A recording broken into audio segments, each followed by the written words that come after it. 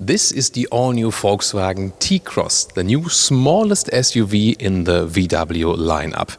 And here on Autogefühl, your number one resource for in-depth car reviews and your number one community to discuss cars with Thomas, we're going to take you on a tour on the exterior and the interior in different trims, different colors, and also tell you something about what to expect when driving this very vehicle. Join us in Full HD, full screen and full length. Let's go!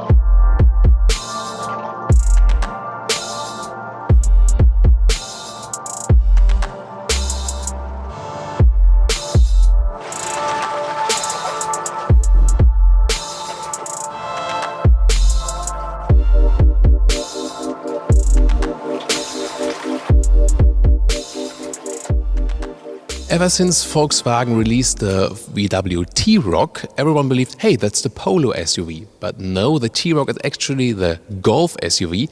This one here now is the Polo SUV. It sits on the so-called MQB A0 platform, so a Seat Arona would be a platform sibling. In the front, the T-Cross shows actually a quite strong front grille, although it's not that a big car. You see this upright structure here. This one is a so-called design selection line. We'll later on also take a look at the R line. Here also with the LED daytime running light, which come in this case connected to the optional LED lights. It starts with halogen, then the daytime running light is also a little bit different.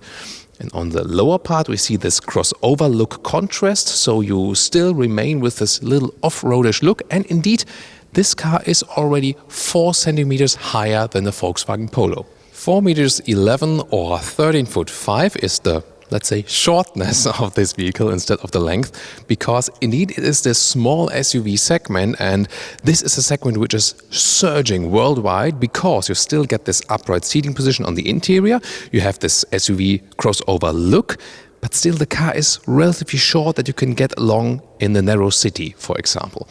Rims from 16 to 18 inch, those ones are the biggest one, 18 inch, also corresponding here to this orange color. So very interesting design approach for sure. We'll soon also show more colors, then also with those wheel arches, plastic fenders. Then the chrome design is just in the lower part, not all the way around. Roof rails right there, and then we have different design lines dividing in light and shadow, one of the height of the door handle, 2 more lower ones, and we can see this is more a form follows function design. As for the height, the windows are rather upright. That promises a lot of room on the interior. Will this be true? We'll soon find out. The rear is where this car really sets a new tone, especially with those new tail lights, also in LED technology. They look somehow, let's say, tech style, so a little bit more angular than some of the other competitors. Usually small SUVs tend to be more, nice looking, round-ish and so, and this was way more angular. The middle stripe here, by the way, is just a reflector, so at night it will look like that would be a light strip going all the way through, but in daylight the LED daytime running light is just at the outside parts each. And I think, it's a rather daring design, especially also for Volkswagen, who tend to be a little bit more conservative in design, so I say, why not? Also T-Cross logo here, very largely drawn all over the tailgate.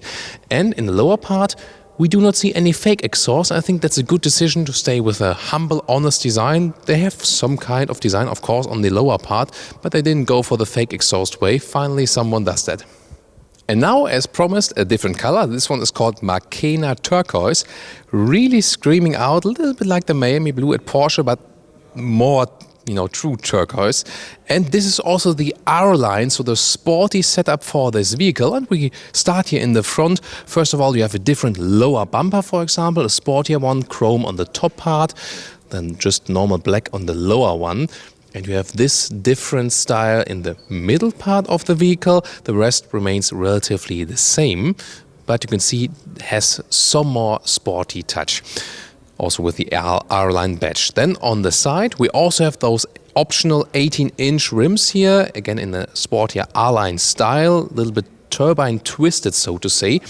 Then also with the R-Line badge right there, and also some stronger bumpers or side skirts on the on the side area right there.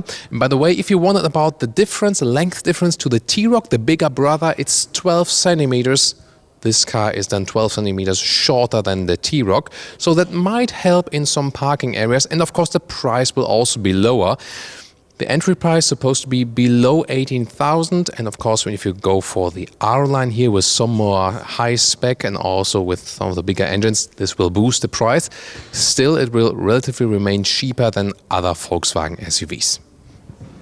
And the rear also with the black wing right there is not too different in the R-Line here, but it is already somehow angular and sporty, as we've also seen with the other vehicle. And also very important, this car here is equipped with safety features from standard equipment. Every T-Cross will receive the front assist, that's the autonomous emergency brake. So you have, some computer intelligence if you maybe miss something at some point. I think it should be standard with all cars nowadays, and also from standard equipment. This is very unusual. You have the blind spot monitor. You can already see the symbol right here. It will then flash yellow when there's a car in the blind spot. That's usually always an extra, but they also included it here in every T-Cross. Really cool, because those are the two safety features I would always say, yes, go for it. And by the way, just lengthwise, it is, by the way, 6 centimeters longer than a Volkswagen Polo, to have this difference. And the price, if you compare it to the T-Roc, the other SUV, it will be at least 2,500 euros cheaper, but of course then it depends on which equipment you are really picking. And it will be built in Spain, in Pamplona, where also the current Polo is being built.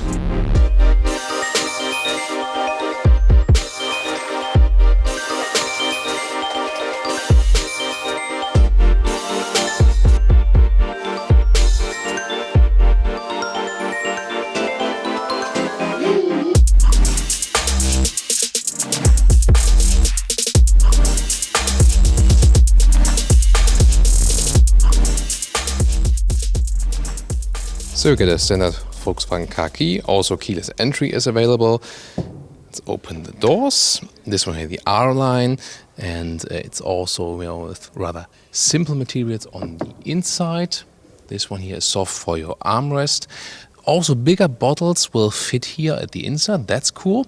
And then the design of the arm on the interior is rather subtle and sporty, more in a darker tone. We'll soon also show you how it looks like at the other orange vehicle. So you have different color choices for the interior. They have a lot of great different fabric seats. You can see here fabric on the inside, some dark leather red on the outside, also with an interesting structure. And they also offer good seating comfort for taller people. You can already see that as the seats, also in the lower area, are actually quite wide. Then there's a new steering wheel. This now introduced with the T-Cross. You see those more angular elements left and right of the steering wheel. Also the lower part has been changed. It looks more modern, and again also follows a little bit angular style instead of making it more round and super friendly, or so to say. And I think that could be a good unique selling point if you think about some of the other competitors. So now I get inside and test it for you. You might remember, if you're a subscriber, I'm 1.86 m or 6'1". I now see also people start to do some memes about it, maybe. Or it's like a meme with pump it up y'all, because this is a manual seat where we can pump it up or pump you up. So if I have it in the lowest position, still have enough headroom left here. There will be no panoramic roof. Same goes for the Seat Arona, because probably then everyone wouldn't buy the Seat Ateca or the Volkswagen T-Roc anymore. So this one here be left without panoramic roof.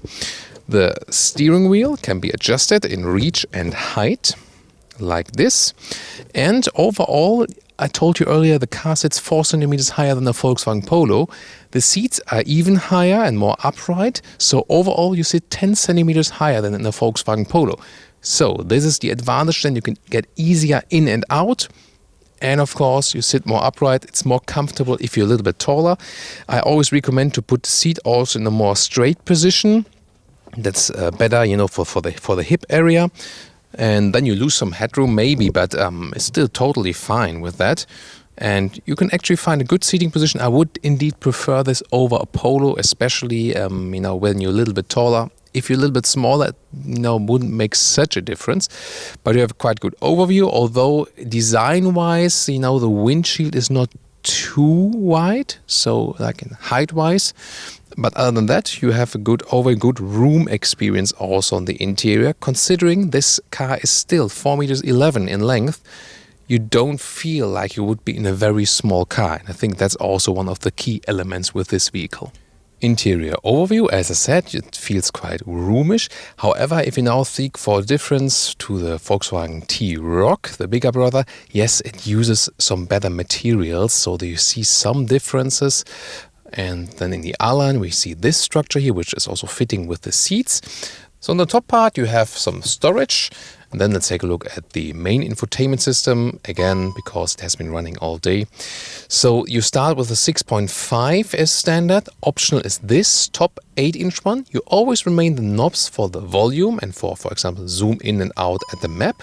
And for the 8-inch one, you can optionally also get the GPS. This is again another option. And the main menu is accessed right here, for example, and the good thing is it's very intuitive. So, for example, changing the language, from German to English, it actually, doesn't take you long to find it. So here we can go to the main menu again. Telephone, either we have Bluetooth or within the App Connect, we have Android Auto and Apple CarPlay. And let's take a look at the GPS again. While we have it on the digital instruments, we have to click Map again to get it in here. This is by, again, the energy saving mode, because the battery needs to be loaded up again. So it's actually a quite good map, very clear and visible to see, and it's also fast enough to load. We also have a classic AC unit, colder and warmer, and also the vent strength. I still like to keep it that classic because while driving it's always easier to reach out there and then to control it, so I think a good solution. Then we have two USB ports, normal ones in the front, as well as optional inductive charging pad for your smartphone. There's really enough room here also for bigger smartphones. Good that they thought of that. It was different in the Volkswagen Arteon, for example. Here, this one is also equipped with a DSG. The dual clutch transmission will be optional for the bigger engines or then combined with the biggest engine. The manual gearbox is starting with the entry engines, so the DSG then an option. Then it will look like this. Is also a new shifting lever, so different design with this more, glass look on the top part. Then a manual handbrake, like this. Always good because, I do drifting all the time. Yeah. And here, some cup holders. They're not adaptive, so bottles will probably fly around in there if they do not have the exact size of that one. Then an armrest covered with leatherette. You can put a little more to the front, and put it up. You have some more storage room. Now is the really interesting part of this vehicle, about that rear bench. So, and again, it's a short car, and even if I'm driving as a tall driver in the front, I can still easily sit behind myself and have still some room in front of my knees left. Also with the feet, that's very important. I have just, put the front seat, just maybe one pump up, and I can easily put my feet under the seat. You can also see it here on this side, how much room there is here between seat and the lower area, and this is really good for the comfort on the rear, on the rear bench here. Also, you sit upright, and you have, as you can see here, it's a little bit like two single seats, that the seating area is a little bit more inward than the outer part. So even if you sit in the rear, you have some side support at the sides right there. This is really good. It feels very comfortable, and again, great that they offer so much room on so close space. I think that's a very good result. The same goes, or even more, for the headroom. So there's still much headroom left. I think this is one of the key success factors of this very vehicle. And the rear bench here, at the moment, it's all the way back. You can also push it 15 centimeters forward. Of course, it doesn't make sense when I'm sitting here now, but I just want to make it a little bit funny for you. No, but seriously, of course, that's for the trunk. We'll soon take a look at that. So you can vary the trunk capacity by that. So you can decide if you want the longest legroom right there, or need some more trunk capacity. Or maybe if you have child seats here, you can put it all the way in the front and children will still be able to sit here. as ISOFIX is on the outside of the seats each. And you'll be able, I can also show you from here, with those handles here at the side, you will be able to flip the seats like this in a 2/3, 1/3 split.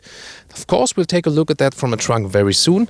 The last detail I want to give you here now are 2 more USB supplies in the lower middle area, as well as some small cubby hole. I think it's very cool that there are overall 4 USB supplies in the car then. Now let's open this hatch together. See it right there. So 385 is the standard volume we can see right here. You can also see how I reach in there, and it has really square dimensions. Also, this floor cover makes it a low loading sill. Below that here you can also fit a replacement tire. There's not one equipped at the moment here, but this will be a crucial factor, especially if they sell the cars on the South American market, for example, where they always want a replacement tire. So, and if we talk about more loading volume, I've shown you the bench, and let me push that forward again, because then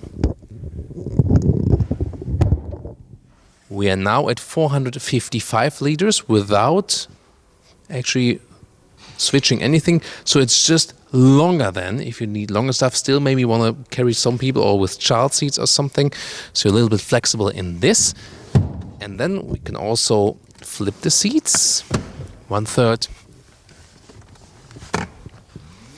2/3. This one is then almost the maximum loading volume we have there. Especially if you want to go shopping or something. Maybe have some more groceries for the day. By the way, with our energetic orange vehicle, you can also see orange accentuations on the inside. Of course, you could pick those interior colors as well. Then, for example, also the decor elements, which have also orange contrast also at the inside of the steering wheel, and also really lovely those seats with fabric on the inside and some white leatherette on the outside. They look good. They have also good climate comfort then, and you can see, although really it's a rather small vehicle, you have a lot of room on the seats, so it's also suitable for taller people, and more individualization, more daring colors also in the interior are coming. The same goes also for the rear area, where you can also have the same styling setup, so it's not, a cost-saving stuff on the rear bench. They keep the same seat styling, and I think also, quite nice to use different colors here as well to make it a little bit more colorful in your everyday car driving life. As for the engines, it will be similar than with the Polo, so you'll get a 1-liter 3-cylinder petrol engine with 95 or 115 horsepower, or the bigger one, 1.5-liter 4-cylinder with 150 horsepower, will be the top petrol then so far, and also a 1.6-liter diesel with 95 horsepower. If you wonder why Volkswagen doesn't go with the plug-in hybrid or an all-electric version of this vehicle, they basically split this. They have a separate new platform, the MEB. There's a special video feature with Brian, also recently aired on Autogefühl. So they will have the separate EV platform to offer electric vehicles there. And then on a parallel basis also will still offer the petrol and the normal diesel, with a petrol focus for sure, than with the non-electric versions, but they're basically splitting them platform-wise.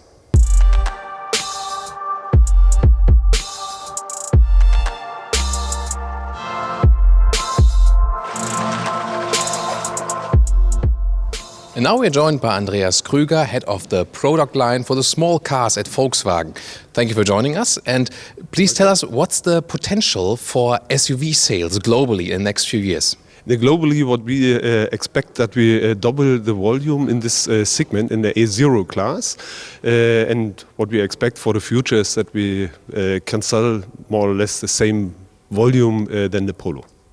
So will this continue? Will there maybe even a smaller SUV, or is this it basically size-wise?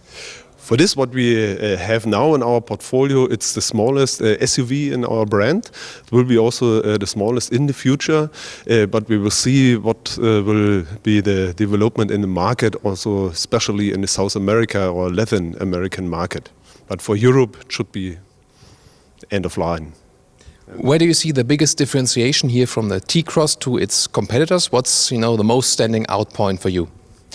For us, it's the interior and also especially the infotainment. What we can say, it's not the biggest car when we compare the competitors, but we have the most of the volume in the space in the end, and also the flexibility in the seats. I think in this position we will be the benchmark. And my last question, would this be your favorite color? Would you pick this one?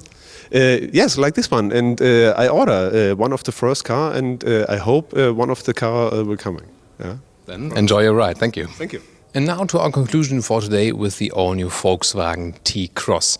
Well, it's the smallest SUV now in the Volkswagen vehicle lineup, and I think that's very important because the market there is still surging, as we also heard.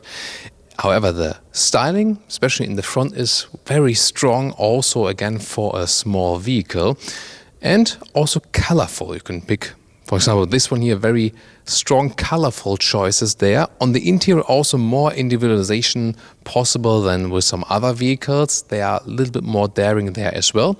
Overall, a good build quality. Yes, you get some more if you go for a bigger SUV in the Volkswagen lineup, but then again here you keep lower also the price and also the size on the exterior, because nowadays, especially in the city surroundings, more and more people also want some smaller cars to get along with.